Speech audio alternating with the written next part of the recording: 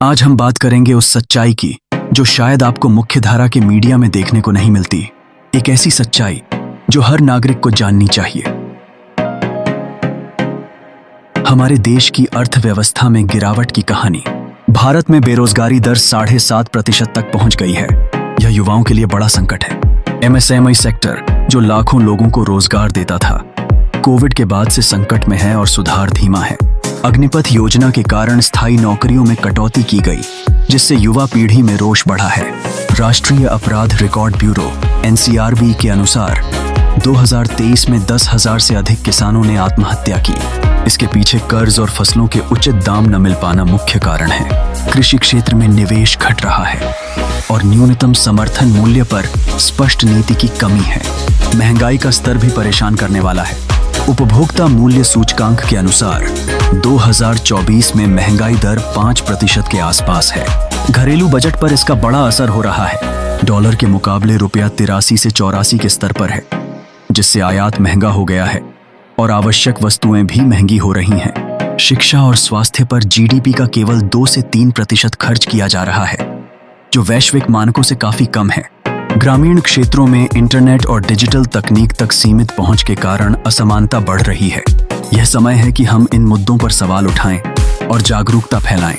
क्या यह समय नहीं है कि आप भी इस पर अपनी राय रखें और दूसरों को भी सचेत करें? देश में बेरोजगारी और कृषि संकट के साथ ही आर्थिक मोर्चे पर भी कई गंभीर समस्याएं सामने आई हैं। महंगाई दर बढ़ने से आम जनता का जीवन कठिन हो गया है। दैनिक उपयोग की वस्तुओं की कीमतें लगातार बढ़ रही हैं, जिससे मध्यम और निम्न आय वर्ग पर दबाव बढ़ा है। इसी बीच डॉलर के मुकाबले रुपए की गिरावट से आयात महंगा हो रहा है, जिसका असर पेट्रोल, डीजल और अन्य वस्तुओं की कीमतों पर पड़ा है।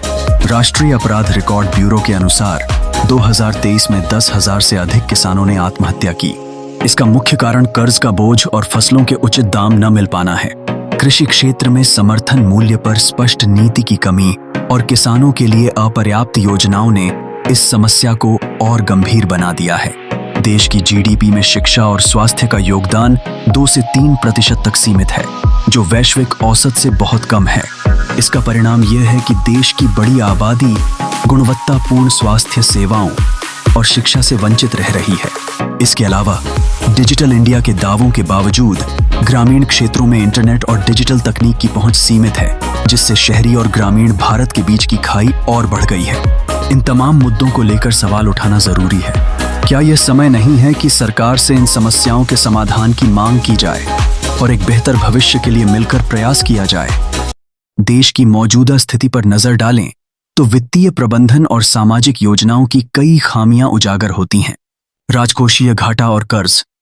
भारत का राजकोषीय घाटा बढ़ रहा है। 2024 में बजट अनुमानों के अनुसार घाटा जीडीपी का लगभग 6% है। इसका अर्थ है कि सरकार को अपने खर्चे पूरे करने के लिए लगातार कर्ज लेना पड़ रहा है। इस बढ़ते कर्ज का बोझ आने वाली पीढ़ियों पर पड़ेगा। स्रोत स्क्रोलिन। व्यापार घाटा। देश का व्यापार घाटा लगातार बढ़ रहा है।